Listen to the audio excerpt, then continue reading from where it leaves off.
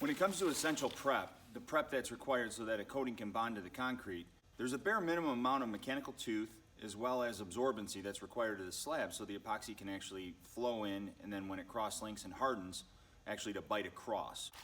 This piece here is a really good example of a substrate that was not prepared properly. All we did was vacuum it before we placed the product.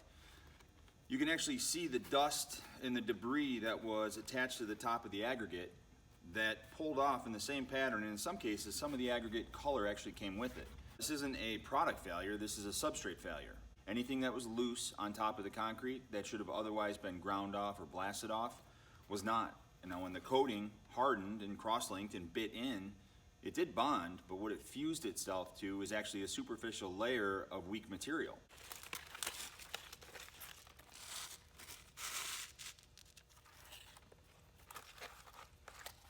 So the aggregates that you see here would basically be a mirror image of what's here.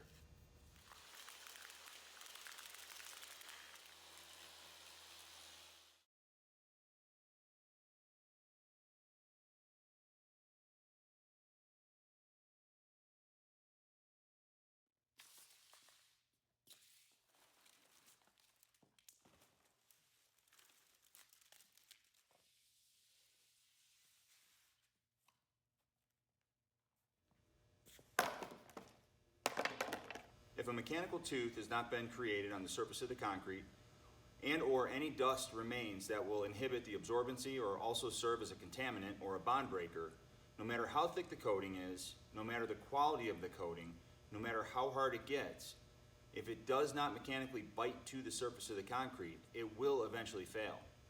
Whether it's wheel traffic, foot traffic, the dynamic load will eventually start to separate the coating from the surface. Thanks very much for your time. If you like what you watch, please drop us a like below. If you have any questions or comments, please feel free to leave those as well. Thank you again.